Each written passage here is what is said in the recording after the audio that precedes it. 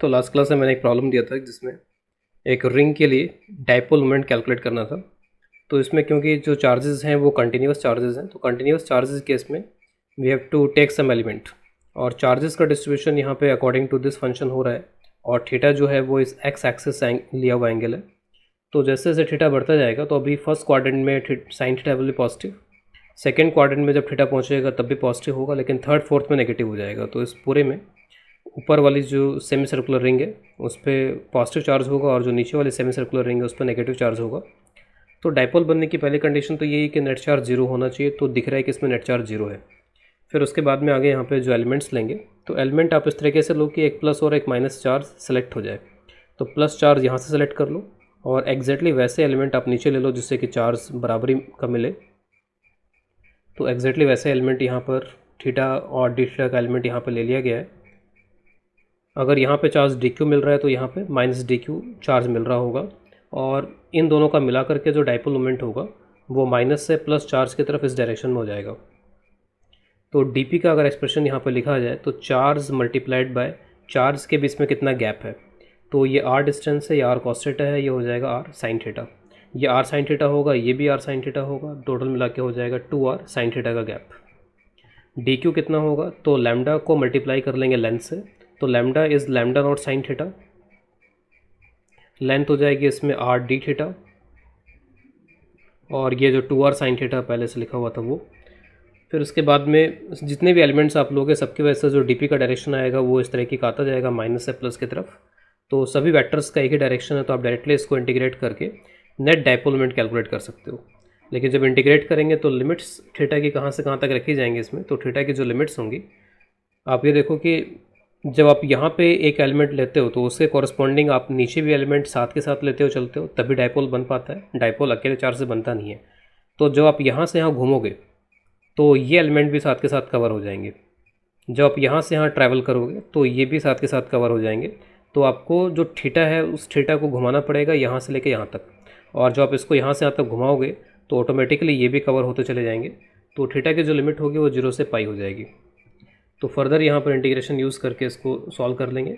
तो मैं इसको ऐसा लिख लेता हूँ लैम्डा नॉट आर स्क्वायर, और 2 को मैं इसके साथ ही रख लेता हूँ 2 sine square d theta 0 to pi, ये हो जाएगा 1 माइनस कॉस 2 थीटा। तो lambda not are square integration of 1 minus cos 2 theta d theta 0 to pi. इसका इंटीग्रेशन बहुत इजीली किया जा सकता है। तो 1 का इंटीग्रेशन हो जाएगा थीटा, और कॉस 2 थीटा का इंटीग्रेशन हो जाएगा साइन 2 थीटा बाई 2। जब आप लिमिट्स रखोगे तो थीटा पे पाई आ जाएगा, जब यहाँ पे लिमिट रखोगे तो साइन 2 पाई 0 हो जाएगा, जब 0 को यहाँ रखेंगे तो ये भी 0 और ये भी 0। तो अल्टीमेटली पाई को जब यहाँ रखेंगे उसी से इफेक्टिवली इसका आउटपुट आ रहा है सिर्फ। तो यहाँ से जो आउटपुट होगा वो पाई हो जाएगा, और आंसर हो जाएगा पाई लैम्डा नॉट आर स्क्वायर, और जो डाइपोल मोमेंट है उसका डायरेक्शन यहाँ पर हो जाएगा अपवर्ड्स। इसे क्वेश्चन करने का एक तरीका यहाँ पर ये भी हो सकता था कि आप एलिमेंट्स कुछ थोड़े अलग तरीके से सेलेक्ट कर लो। यहाँ पे जो डाइपोल का कॉन्फ़िगरेशन है वो डाइपोल का कॉन्फ़िगरेशन कुछ अलग से सेलेक्ट कर लो, लेकिन कोई एक ही कॉन्फ़िगरेशन के साथ हमको चलना पड़ेगा, जैसे हमने प्रीवियस क्वेश्चंस में भी देखा हुआ है। तो डाइपोल का जो कॉन्फ़िगरेशन है वो कुछ आप इस तरीके का सेलेक्ट कर सकते हो कि एक यहाँ पे ले लिया और एक यहाँ पे ले लिया। ठीक है, जिस तरीके का ये एलिमेंट लिया गया बिल्कुल वैसा का वैसा ये एलिमेंट लिया गया।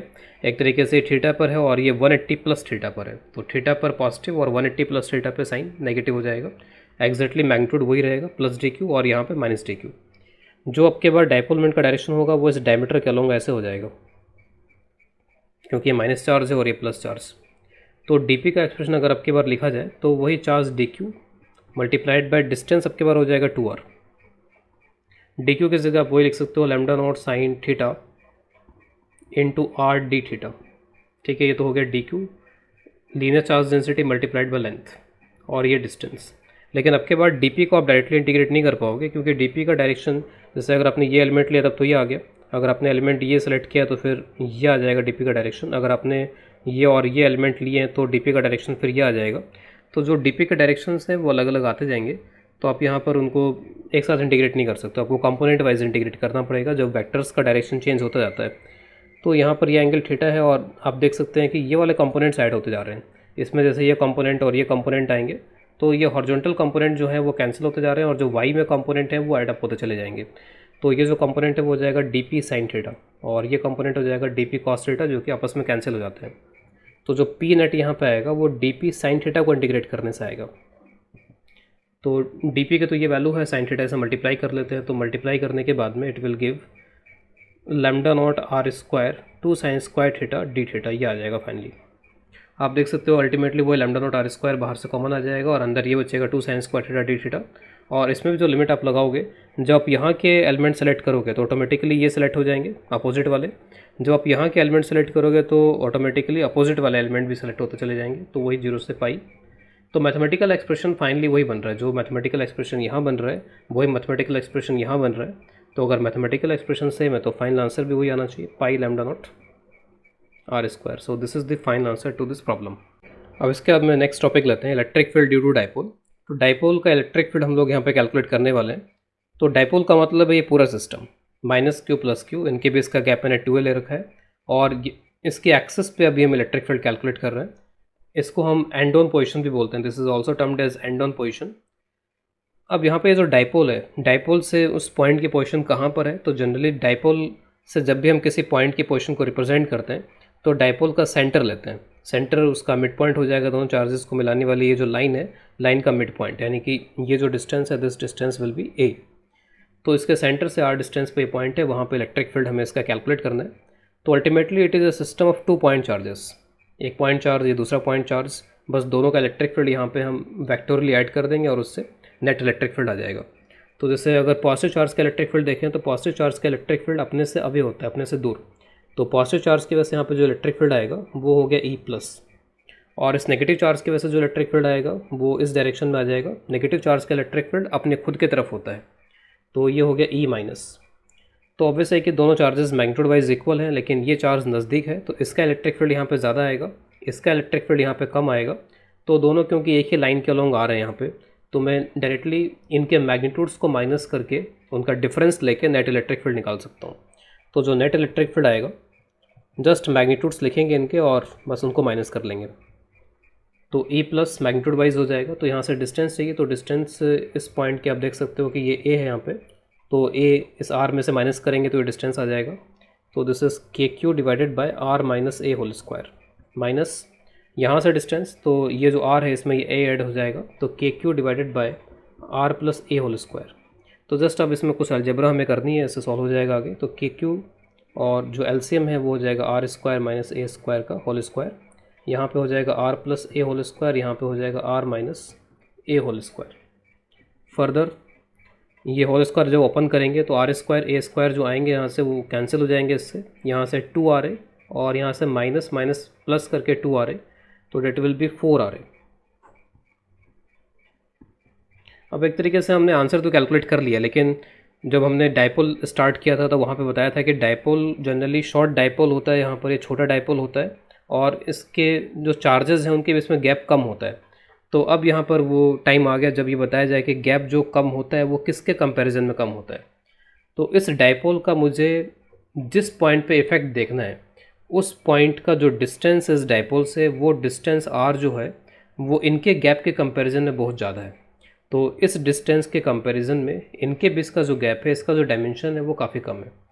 तो यहाँ पर मैं अप्रॉक्सीमेशन लगा रहा हूँ और ये अप्रॉक्सीमेशन हमेशा वैलिड रहेगा डाइपोल के लिए, जब तक इन डिस्टेंसेस को वो अलग से ना बताएं कि ये 10 सेंटीमीटर है या 5 सेंटीमीटर है, तब तक जब तक इस तरीके का ना बताया जाए तब तक हम हमेशा ये अज्यूम करके चलेंगे कि ये डिस्टेंस जो है वो a के कंपैरिजन में बहुत बड़ा है। तो if r is much greater than a, ये जो अप्रॉक्सीमेशन है वो किसके लिए, शॉर्ट डाइपोल। ठीक है, तो क्वेश्चन में ये लिखा नहीं रहेगा, हम हमेशा अज्यूम करेंगे शॉर्ट डाइपोल की ही बात हो रही है। तो वो शॉर्ट डाइपोल, तो r और a यहाँ पर माइनस हो रहे हैं, तो इनका माइनस जब हम करेंगे तो r में से अगर मैं a माइनस करूँगा तो कुछ खास फ़र्क पड़ेगा नहीं, तो इसको आप नेगलेक्ट कर दो। तो इसको नेगलेक्ट कर दिया तो इलेक्ट्रिक फील्ड का एक्सप्रेशन बन जाएगा, और उसमें थोड़ा मैनिपुलेशन भी करते चलते हैं। तो ऊपर यहाँ पे 4KQRA, ठीक है, एक बार तो पूरे लिख देते हैं, r⁴, ये r⁴ हो जाएगा, और 2KQ2A, ठीक है, 2 × 2 4, जो 4 यहाँ पे लिखा हुआ था, तो Q × 2A को मैंने अलग से यहाँ पे लिख दिया है, नीचे r3, और Q × 2A, तो चार्ज मल्टीप्लाइड बाय चार्ज के बीच का गैप, ये हो जाएगा यहाँ पे डाइपोल मोमेंट, तो 2Kp/r3। और इसीलिए डायपोल मोमेंट डिफाइन किया जाता है, क्योंकि जब भी हम डायपोल के लिए कुछ कैलकुलेशन करते हैं हमेशा चार्ज और ये डिस्टेंस का फैक्टर एक साथ आ जाता है, और इस चार्ज और डिस्टेंस का फैक्टर जो आता है उसको हमने डिफाइन किया था कि वो डायपोल मोमेंट है। तो डायपोल मोमेंट किसी डायपोल की करेक्टरिस्टिक होती है, उसकी पहचान होती है, तो दैट इज़ पी। तो E is equal to 2kp/r3। Electric field का डायरेक्शन भी एक बार यहाँ पे विजुलाइज कर लेते हैं, तो ये पता है कि E+ ज़्यादा है और E- कम है, तो नेट इलेक्ट्रिक फील्ड इस डायरेक्शन में है यहाँ पर ये। और जनरली जब इलेक्ट्रिक फील्ड का डायरेक्शन लोग बताते हैं तो ऐसे नहीं बोलेंगे कि यहाँ पर एक्स एक्सिस में है, वाई एक्सिस में है, ऐसे बोल सकते हैं कि अलोंग द एक्सिस है, या फिर दूसरा सही तरीका यहाँ पर क्या है कि माइनस से प्लस की तरफ यहाँ पर डायपोल मोमेंट का डायरेक्शन होता है। तो इस पर्टिकुलर पॉइंट पे मैंने जो इलेक्ट्रिक फील्ड कैलकुलेट किया है वो पी के डायरेक्शन में ही है। जो पी का डायरेक्शन है, डायपोल मोमेंट का डायरेक्शन है, वो डायरेक्शन इलेक्ट्रिक फील्ड का भी है। लेकिन कोई बोल सकते हैं कि एक्सिस के इधर वाले पॉइंट्स का क्या है, तो एक्सिस के अगर मैं इधर कोई पॉइंट लेता हूँ तो इधर वाले पॉइंट पे आप देखोगे कि माइनस का ज़्यादा इलेक्ट्रिक फील्ड आएगा, और माइनस का इलेक्ट्रिक फील्ड चार्ज की तरफ होता है। तो माइनस जो चार्ज होगा वो अपनी तरफ इलेक्ट्रिक फील्ड प्रोड्यूस करेगा, और जो प्लस होता है चार्ज वो अपने से अवे करता है। तो प्लस वाले का इलेक्ट्रिक फील्ड अब की बार यहाँ कम हो जाएगा, तो E- और E+, तो नेट इलेक्ट्रिक फील्ड अभी भी इस डायरेक्शन में आएगा। तो एक्सिस पे आप चाहे इधर वाले पॉइंट्स ले लो चाहे उधर वाले पॉइंट्स लो, इलेक्ट्रिक फील्ड का जो डायरेक्शन है वो P के साथ कोइंसाइड कर रहा है। और फिर जो आपके पास फाइनल रिजल्ट आ रहा है उसको आप फिर वेक्टर फॉर्म में ऐसे लिख सकते हो, क्योंकि E और P पैरेलल वेक्टर्स हो गए, एक डायरेक्शन वेक्टर हो गए, तो it can also be written as 2kp vector divided by r3। तो ये स्टैंडर्ड फार्मूलेज हैं, स्टैंडर्ड फार्मूलेज को डायरेक्टली याद रखना होगा। तो electric field on the axis of dipole is 2kp/r3। अब इसका इलेक्ट्रिक फील्ड कैलकुलेट करना on perpendicular bisector of this dipole. तो डायपोल की एक्सिस और मिड पॉइंट पे परपेंडिकुलर ड्रॉप किया गया, तो ये हो गया परपेंडिकुलर बाइसेक्टर। इसी के लिए अलग अलग टर्म्स हैं, इक्वेटोरियल लाइन और ब्रॉड साइड ऑन पोजिशन। तो यहाँ पे कोई पॉइंट भी है जो कि सेंटर से, हमेशा जो डिस्टेंस लिया जाएगा वो सेंटर से ही होगा, तो सेंटर से r डिस्टेंस पर है। ये दोनों पॉइंट्स, ये दोनों डिस्टेंसेस a और ये भी a हो जाएगा। तो यहाँ पे जो पॉइंट है इसके वजह से जो इलेक्ट्रिक फील्ड आएगा तो इसको E- बोल देते हैं, दिस इज़ E-। और इसके वजह से जो इलेक्ट्रिक फील्ड आएगा तो प्लस का इलेक्ट्रिक फील्ड अवे होता है, तो दिस इज़ E+। आप ये देख सकते हो कि चार्जेस तो मैग्नीट्यूड वाइज उतने ही हैं और डिस्टेंसेस भी दोनों के लिए √r² प्लस a² हो जाएगी, तो दोनों मैग्नीट्यूड वाइज इक्वल होंगे। तो E- का mod is equal to E+ का मॉड, डायरेक्शन अलग अलग भले ही है लेकिन मैग्नीट्यूड वाइज इक्वल है। इसको मैं E0 का नाम देता हूँ। अब आप यहाँ पे देख सकते हो कि जो इलेक्ट्रिक फील्ड आ रहा है वर्टिकल कंपोनेंट कैंसिल हो जाएंगे और जो हॉरिजॉन्टल कंपोनेंट है वो ऐड हो जाएंगे इसमें। तो ये वाले कंपोनेंट जो हैं वो ऐड अप हो जाएंगे इसके, और ये कंपोनेंट्स होंगे क्या यहाँ पे, तो अगर ये एंगल थीटा है तो 90 - थीटा, तो साइन थीटा वाले कंपोनेंट्स ऐड हो रहे हैं इसमें। तो इलेक्ट्रिक फील्ड जो नेट लिखेंगे तो उसमें लिख सकते हैं 2E0 साइन थीटा। तो बस इनकी वैल्यूज़ लिख लेते हैं। तो E0 की जो वैल्यू है, यानी कि इंडिविजुअली ये कितना कितना इलेक्ट्रिक फील्ड यहाँ प्रोड्यूस कर रहे हैं E0, तो E0 is KQ divide by distance का square r² plus a²। Sine theta की वैल्यू, तो sine theta is a divided by this hypotenuse, तो a divided by √r² plus a²। तो मल्टीप्लाई वगैरह कर लेते हैं इसको, तो अगेन आप देखोगे Q इंटू 2a बन गया और नीचे बन गया r² प्लस a² की पावर 3/2। अगेन यहाँ पे हम अप्रोक्सीमेशन अप्लाई कर लेंगे, तो अप्रोक्सीमेशन कहता है कि शॉर्ट डायपोल के लिए r is much greater than a होता है यहाँ पे, तो वो अप्लाई कर लेते हैं इसमें। और ऊपर Q इंटू 2 हो जाएगा P, तो KP, और a को आप हटा दो और r² की पावर 3/2 है, तो ये पावर हो जाएगी 3। ये मैग्नीट्यूड वाइज आंसर आ गया, लेकिन जो डायरेक्शन है वो इधर की तरफ है, टुवर्ड्स लेफ्ट दिख रही है डायग्राम में, और डायपोल मोमेंट किधर है तो वो उधर है। तो डायपोल मोमेंट तो टुवर्ड्स राइट दिख रहा है और ये टुवर्ड्स लेफ्ट है, तो इसका मतलब ये अपोजिट है डायपोल मोमेंट के। तो इस चीज़ को रिप्रेजेंट करने के लिए आप वेक्टर फॉर्म में इसको ऐसे लिख सकते हो, E is equal to -KP/r3। E और P वेक्टर जो हैं वो एंटी पैरेलल हैं, उसको दिखाने के लिए एक माइनस यहाँ पे लगाया गया। तो दो फॉर्मूलेज हमने देख लिए, एक्सिस पे होता है 2kp/r3, और जो हम इक्वेटोरियल लाइन पर देखते हैं, परपेंडिकुलर बाइसेक्टर पर देखते हैं, तो वहाँ पे होता है kp/r3। माइनस बस ये बताता है कि डायरेक्शन उसका p के अपोजिट यहाँ पर होगा। तो इन फार्मूलेज को आप डेफिनेटली याद रखना होगा, इन फार्मूलेज को स्टैंडर्ड फार्मूलेज हैं। इसके बाद में अगला केस यहाँ पे ले रहे हैं, डायपोल का किसी जनरल पॉइंट पे क्या इलेक्ट्रिक फील्ड होगा। अब तक हमने जो इलेक्ट्रिक फील्ड देखा एक्सिस पे देख लिया, परपेंडिकुलर बाइसेक्टर पे देख लिया, अब कोई भी एक जनरल पॉइंट है वहाँ पे इलेक्ट्रिक फील्ड क्या होगा।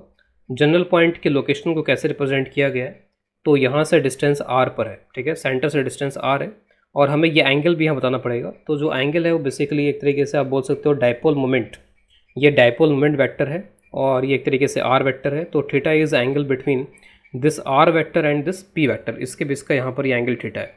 क्योंकि थीटा बिना दिखाए यहाँ पर हम सिर्फ ऐसा नहीं बोल सकते कि सेंटर से आर डिस्टेंस पर है, तो सेंटर से आर डिस्टेंस पर तो एक्सिस पे भी हो सकता था, वो परपेंडिकुलर बाइसेक्टर पे भी हो सकता था, तो हमें थीटा भी स्पेसिफाई करना पड़ेगा, तब जाके इसके लोकेशन को आइडेंटिफाई सही तरीके से कर पाएंगे। अब यहाँ पे देखते हैं कि कैसे इलेक्ट्रिक फील्ड कैलकुलेट किया जाए। तो इलेक्ट्रिक फील्ड कैलकुलेट करने के लिए अब तक हमने जो किया है प्रीवियस 2 केसेस में, वो ये किया है कि -q का इंडिविजुअली देख लिया, +q का इंडिविजुअली देख लिया, और उसके बाद में वेक्टर का यूज़ करते हुए दोनों को ऐड कर लिया, वेक्टोरली ऐड कर लिया। अगर हम वही चीज़ यहाँ पे अप्लाई करना चाहें तो पहली चीज़ तो ये है कि इस चार्ज से इसका क्या डिस्टेंस है, वो डिस्टेंस हमें डायरेक्टली पता नहीं है, that we have to calculate.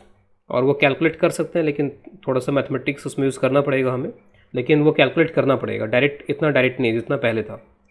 तो ये डिस्टेंस कैलकुलेट करना पड़ेगा, फिर उसके बाद में आपको ये डिस्टेंस कैलकुलेट करना पड़ेगा, और जो इलेक्ट्रिक फील्ड होगा इसके वजह से, क्योंकि पॉजिटिव चार्ज है तो अभी हो जाएगा E+, और जो नेगेटिव चार्ज है उसका कुछ ऐसे हो जाएगा।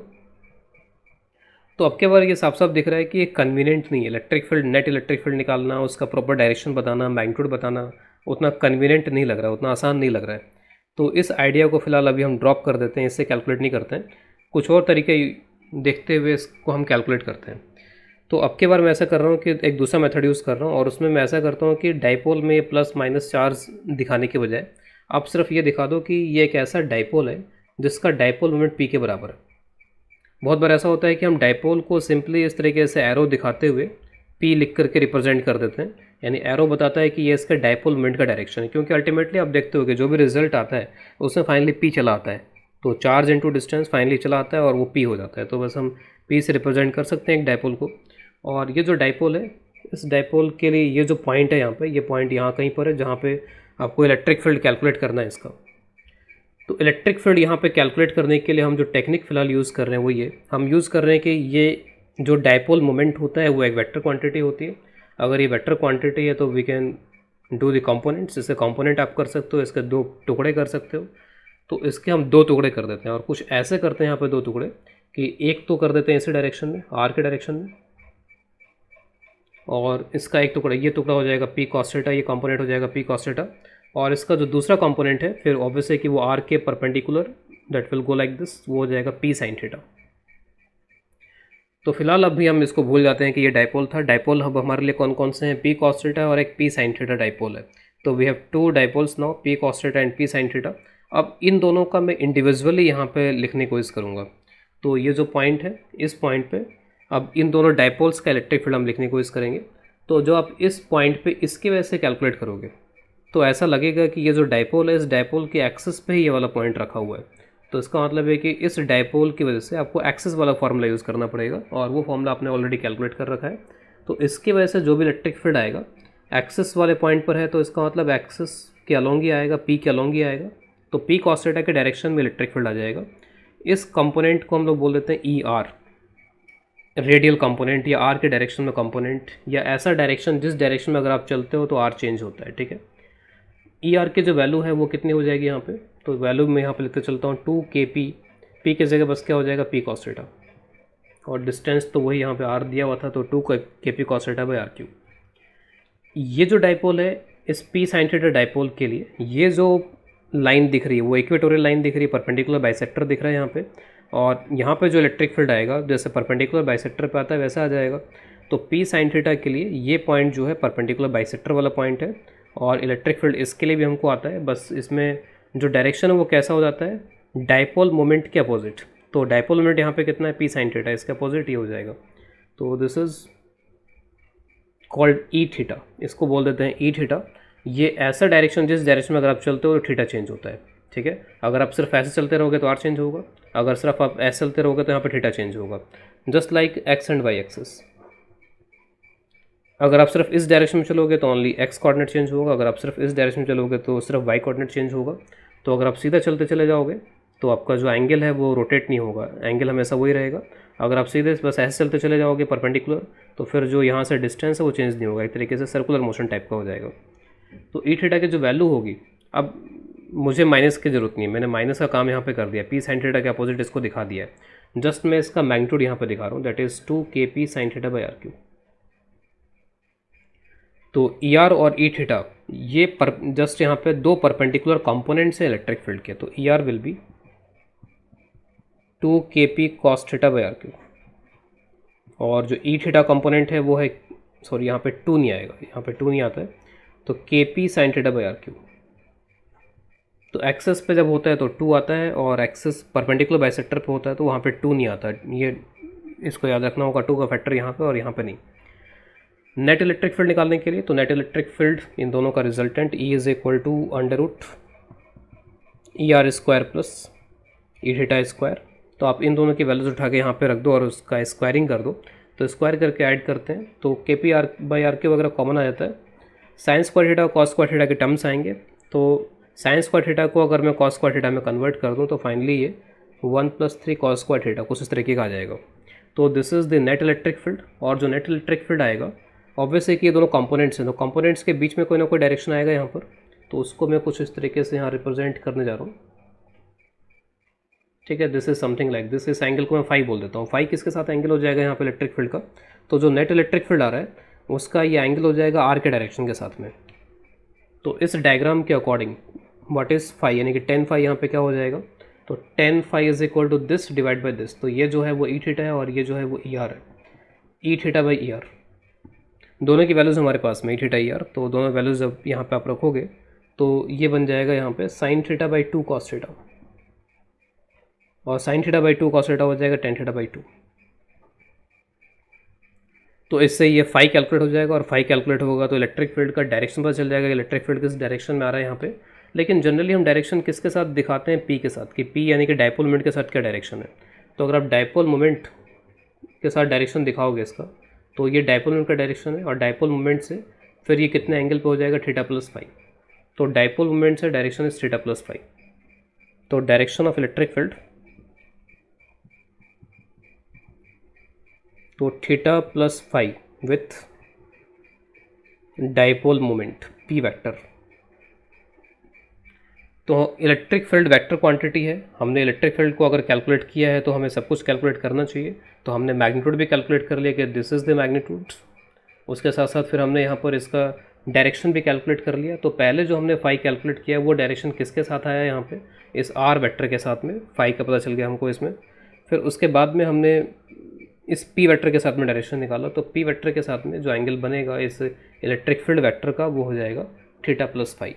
थीटा ऑलरेडी आपको पता होना चाहिए कि आप कहाँ पे कैलकुलेट कर रहे हो, और फाई आप कहाँ से पता करोगे, तो tan phi is E theta by E r. E theta और ई आर की जो वैल्यूज़ यहाँ कैलकुलेट करी गई हैं वो यहाँ रख देंगे, and that will give you tan theta by 2।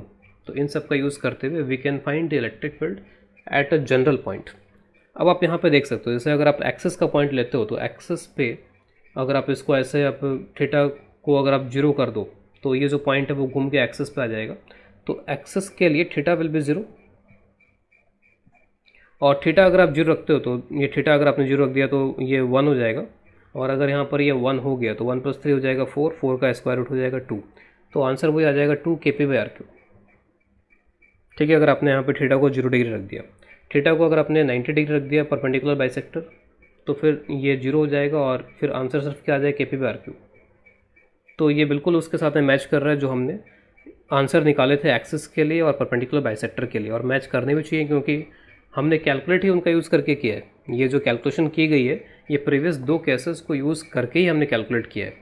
तो इसीलिए हमने जनरल पॉइंट पे डायरेक्टली कैलकुलेट नहीं किया था, हमने पहले दो पॉइंट पे कैलकुलेट कर लिया, एक्सिस पे और इक्वेटोरियल लाइन पे, और उनका यूज़ करके अब हम यहाँ पर किसी जनरल पॉइंट पे कैलकुलेट कर रहे हैं। इसके बाद नेक्स्ट है electric potential due to dipole at a general point. तो इलेक्ट्रिक फील्ड के बाद में अब इलेक्ट्रिक पोटेंशियल कैलकुलेट करना है, और अब मैं डायरेक्टली जनरल पॉइंट पे कैलकुलेट कर रहा हूँ क्योंकि जनरली पोटेंशियल कैलकुलेट करना इजी होता है क्योंकि स्केलर क्वांटिटी है। तो हम ऐसा करेंगे कि प्लस क्यू की वजह से यहाँ पे इलेक्ट्रिक फील्ड यहाँ पे इलेक्ट्रिक पोटेंशियल निकाल लेंगे, और माइनस क्यू की वजह से निकाल लेंगे, और अलजेब्रिकली उनको ऐड कर लेंगे। अगर प्लस हो माइनस हो जो भी साइन हो, साइन के साथ में उसको ऐड कर लेंगे। तो पॉजिटिव चार्ज का पोटेंशियल पॉजिटिव होता है और नेगेटिव चार्ज का पोटेंशियल नेगेटिव होता है। जस्ट हमें जो ज़रूरत है वो इन डिस्टेंसेस की है कि ये डिस्टेंस क्या होगी, क्योंकि पॉइंट चार्ज का जो पोटेंशियल होता है वो KQ/R, फॉर्मूला इज KQ/R। तो बस ये डिस्टेंसेस हमको चाहिए। जैसे ये R1 है, अगर ये R2 है, तो सिंपली जो पोटेंशियल है वो KQ/R1 और इसका potential negative minus KQ/R2। R1 R2 निकालने के लिए क्या करना होगा यहाँ पे, तो मैं ऐसा करता हूँ कि इस पॉइंट P को सेंटर लेता हूँ और सेंटर लेकर के एक सर्कुलर आर्क ड्रॉ करता हूँ। उस आर्क का जो रेडियस है मैं वो R1 के बराबर रख देता हूँ। तो यहाँ से R1 को रेडियस लेते हुए एक आर्क खींचते हैं और वो आर्क कुछ इस तरीके का हो जाता है। आप माइंड में रखो कि ये जो R है वो बहुत बड़ी डिस्टेंस है और ये बहुत स्मॉल है, यहाँ पर ये डिस्टेंस बहुत कम है। बिल्कुल कुछ इस तरीके का डायग्राम जो है माइंड में हमारे होना चाहिए।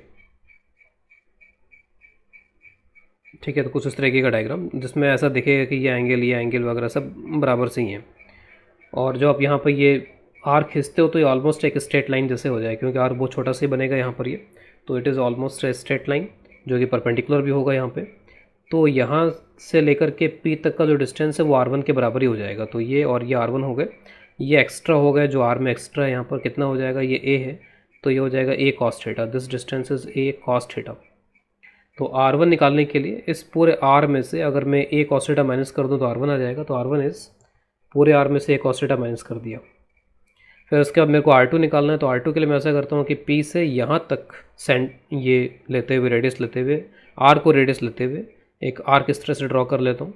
तो अगेन वैसे ही आ जाएगा यहाँ पर ये A, ये ऑलमोस्ट थीटा के बराबर, ये थीटा और ये भी ऑलमोस्ट थीटा, तो ये A cos थीटा है। तो जब मैं ये R2 निकालूंगा तो यहाँ तक का डिस्टेंस तो R के बराबर ही हो गया, उसमें ये एक्स्ट्रा हो जाएगा R2 के लिए। तो R2 के लिए वही फैक्टर एक्स्ट्रा हो जाएगा R plus A cos theta.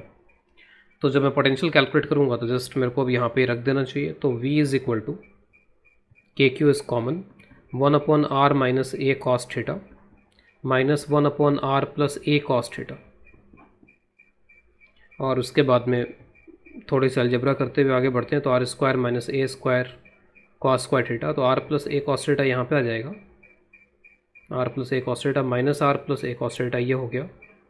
तो this R will get cancelled और Q इंटू 2A आ जाएगा, यहाँ पे 2A cos थीटा आएगा तो 2A cos थीटा से Q इंटू 2A आ जाएगा। तो Q into 2A will be the dipole moment K P cos theta बन गया यहाँ पर ये, और नीचे आप इसको नेगलेक्ट कर दो तो ये हो गया R स्क्वायर। तो फाइनली जो फॉर्मूला हमें याद रखना है वो है KP cos theta by R square. तो ये डाइपोल के वजह से इलेक्ट्रिक फील्ड का फॉर्मूला हुआ।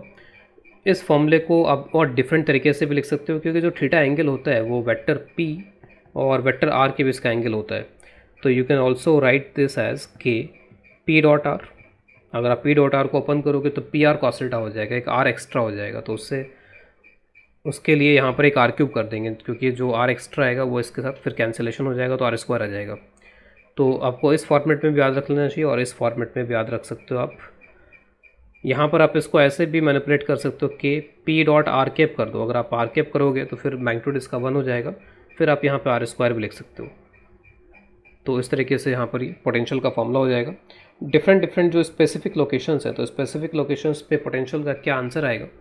तो जैसे अगर मैं थीटा 0 की बात करूँ, let's say theta is 0 degree, तो थीटा 0 डिग्री का मतलब है कि ये घुमा करके यहाँ आ जाएगा और ये पॉइंट यहाँ कहीं मिलेगा, तो एक्सिस पे मिलेगा और ये वाला पॉइंट मिलेगा। यहाँ पर पोटेंशियल आप देखो तो K P और cos 0 1 हो जाएगा, तो KP बाई R स्क्वायर। तो एक्सिस के इस पॉइंट पे जहाँ पे थीटा 0 डिग्री है वहाँ पे हो जाएगा KP बाई R स्क्वायर। और अगर मैं एक्सिस में इधर का ही पॉइंट ले लूँ तो यहाँ के लिए थीटा फिर पाई होगा, क्योंकि आपको इस ऐसे पूरा घुमाना पड़ेगा, यहाँ तक पहुँचाना पड़ेगा। तो theta is pi, theta is angle between R and P। तो जो आप पॉइंट यहाँ लेते हो तो ये R वेक्टर हो जाएगा और ये P वेक्टर, तो एंगल 180 डिग्री हो जाएगा। जो आप यहाँ पे पॉइंट लोगे तो यही R वेक्टर होगा और यही P वेक्टर होगा, तो एंगल 0 डिग्री हो जाएगा। तो एक्सिस पे ही है, लेकिन पाई जो आप लोगे तो cos पाई -1 होगा, तो minus KP by R square.